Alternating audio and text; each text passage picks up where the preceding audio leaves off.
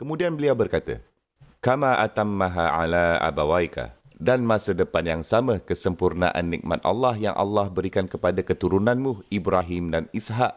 Maksudnya, kamu adalah sebahagian daripada warisan yang membanggakan. Kamu akan membuat keturunan kamu bangga.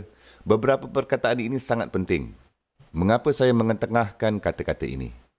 Kerana tidak lama selepas perbualan ini, Yusuf AS telah diculik.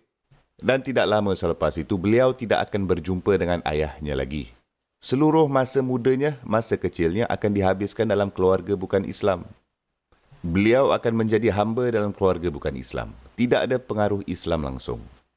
Beliau tidak akan pergi ke sekolah Islam pun. Beliau tidak akan mempunyai akses ke masjid.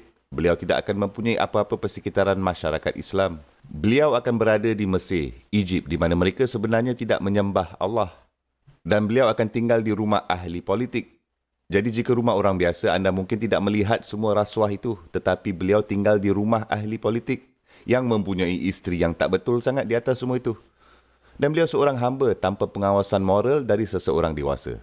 Hamba kan mereka melayani tuan mereka dan melakukan apa saja. Tapi pada masa lapang mereka, mereka bebas melakukan apa saja yang mereka mahukan.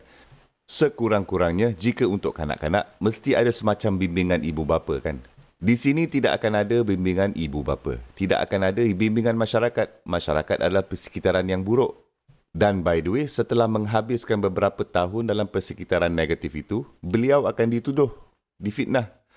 Dan beliau akan dipenjara selama beberapa tahun. Dan persekitaran positif seperti apa yang ada di dalam penjara, kan? Orang-orang yang macam mana beliau akan bercampur dengan, kan? Beliau berada di sekitar penjenayah selama beberapa tahun. Beliau tidak akan berada dalam suasana positif yang akan memupuk kepribadiannya dan bawa beliau kebaikan. Okey, apa yang kita pelajari adalah tidak kira apa persekitaran negatif yang beliau mendapati dirinya berada, beliau dapat berpegang pada agamanya. Beliau dapat bertahan dengan kekuatan imannya. Tapi semua dari apa? Dari kata-kata yang mengesahkan yang ayahnya berikan kepadanya semasa kecil. Ketika ayahnya memberitahunya bahawa kamu mempunyai masa depan yang cerah, Allah telah memilih kamu. Allah telah memberi penghormatan pada kamu. Allah telah memberi kamu status yang istimewa. Allah melihat sesuatu di dalam kamu. Kamu mempunyai masa depan yang cemerlang. Semasa beliau menyerapkan semua kata-kata ini dari ayahnya semasa kecil, beliau dapat mengambil cahaya itu dan tidak kira apa kegelapan yang mengelilinginya, ia tidak membuatkan situasinya gelap atau beliau berada dalam kegelapan. Beliau masih ada cahaya di dalam dirinya. Okey, sekarang, mengapa perkara itu penting untuk diketengahkan untuk kamu dan saya? Kerana kita harus berhati-hati dengan apa yang kita katakan kepada anak-anak kita. Kita harus berhati-hati bagaimana kita bercakap dengan anak-anak kita. Ada satu hari itu, saya bertemu dengan seorang yang bagi tahu saya. Dia ni sedang membuat kerja di rumah saya. Dia bagi tahu saya, "Brother, boleh anda bantu saya dengan satu soalan?" Saya kata, "Apa soalan kamu?" Dia cakap, anak laki aku, dia mengalami masalah kemarahan sikit. Dia menumbuk dinding ketika dia pulang rumah. Dia tendang barang, dia menjerit-jerit. Aku tak tahu apa yang berlaku dengannya lah. Saya seperti, apa yang berlaku baru-baru ini? Dan dia berkata, kami baru-baru ini berpindah dari satu bandar ke bandar yang lain.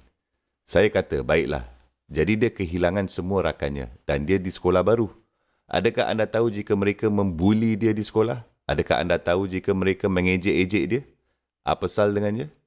Dia seperti, aku tak tahulah. Mari kita bercakap dengan ibunya tahu. Mungkin ibunya tahu kot. Saya tak tahu apa-apa. Okey, saya seperti itu sudah menjadi masalah. Kita di sini mempunyai warisan Yaqub AS yang tidak perlu bertanya kepada anaknya. Anaknya datang sendiri dan memberitahunya. Kerana itulah tahap keselesaan seseorang ayah dan anak sepatutnya ada. Subhanallah.